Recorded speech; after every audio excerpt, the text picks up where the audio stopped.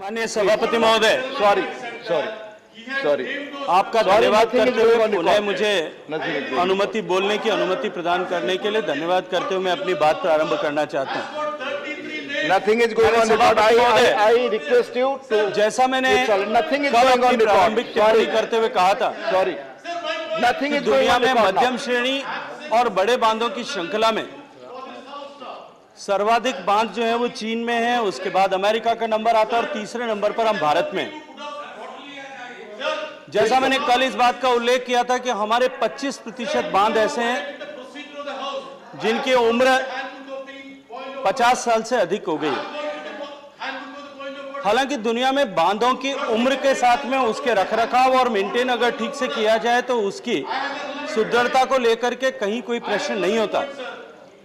लेकिन साथ ही साथ भारत में हमारे 90% से ज्यादा बांध ऐसे हैं जो इंटरस्टेट रिवर्स पर बने हुए हैं और इंटरस्टेट रिवर्स पर बने होने के कारण से हम सब जैसा जानते हैं कि बांध यदि कोई टूटता है या एकाएक यदि बांध में पानी प्रवाहित किया जाता है, जल छोड़ना पड़ता है, तो उसका प्रभाव नीचे डाउनस्ट्रीम में आने वाले सारे क्षेत्र पर, विभिन्न स्टेट्स पर और न केवल मानव पर अपितु पूरी complete flora and riverine structure पर उसका प्रभाव पड़ता है। ऐसे में निश्चित ही बांधों की सुरक्षा और उचित रखरखाव का मुद्दा वो अंतर्राज्यीय विषय बनता है। माननीय सभापति महोदय,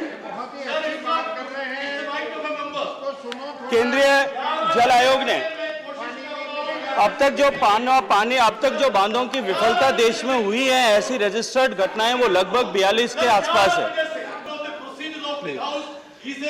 1979 में गुजरात के मोरबी में हुए बांध टूटने की घटना जिसमें हजारों लोगों का जीवन चला गया था, तब से लेकर के अभी जो हाल ही में आंध्र प्रदेश में पिछले महीने में जो घटना हुई है, तब तक ऐसी 42 घटनाएं हैं जिनमें करोड़ों रुपए का जो है जान माल का नुकसान और लाखों कई सारे लोगों के जीवन का क्षति हुई है। और जैसा मैंने निवेदन किया कि क्योंकि बांध टूटने का प्रभाव केवल मनुष्यों पर ही नहीं, कंप्लीट रिवराइन स्ट्रक्चर पर पड़ता है। Please continue. ऐसे में बांधों की सुरक्षा निश्चित रूप से अत्यंत महत्वपूर्ण हो जाती है। इसके बाद सुनते हैं, इसके बाद में फिर माननीय सभापति महोदय, let him complete the bill में मूव।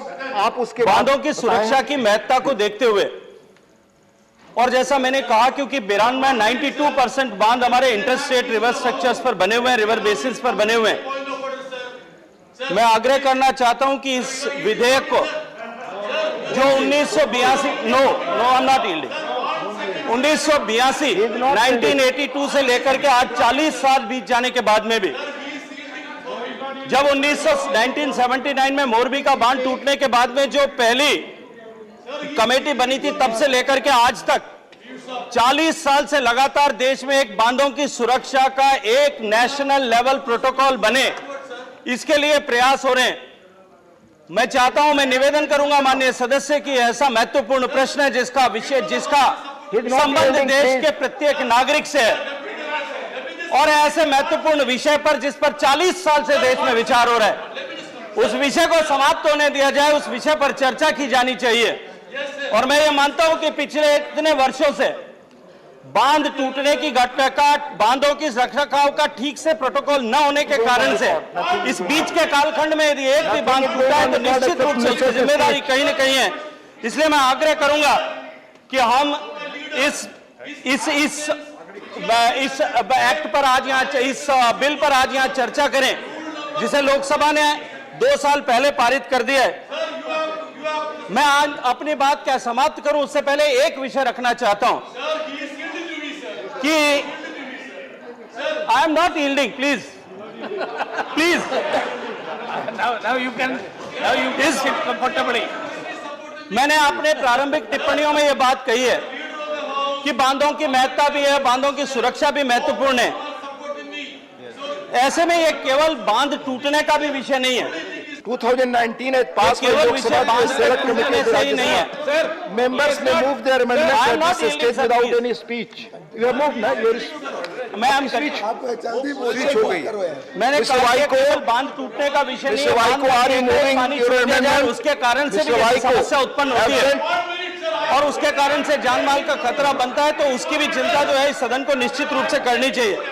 मैं अंत में एक बात कहना चाहता हूं माननीय सदस्यों की जानकारी के क्लैरिटी के लिए कि इस बिल के माध्यम से न हम बांधों पर स्वामित्व लेना चाहते हैं, न बांध के पानी पर अपना अधिकार लेना चाहते हैं, न उससे आने वाली बिजली पर हम अपना अधिकार लेना चाहते हैं, न उसके ऑपरेशन एंड मेंटेनेंस पर अपना अधिकार लेना चाहते हैं। इस बिल को लाने का हेतु केवल और केवल इतना है कि देश में बांधों की सुरक्षा जैसे महत्वपूर्ण विषय पर कोई न एक ऐसी व्यवस्था देश भर में बननी चाहिए, एक इकोसिस्टम ऐसा बनना चाहिए ताकि आने वाले समय में, क्योंकि बांध का टूटना या बांध में एकाएक पानी छोड़ने के कारण से जो जान माल का खतरा होता है वो तो निश्चित रूप से होता ही है, पूरे एक राष्ट्रीय शर्म का विषय यह बनता है। ऐसी परिस्थितियां देश में पैदा न हो, इसलिए इस बिल को पारित करना आवश्यक है।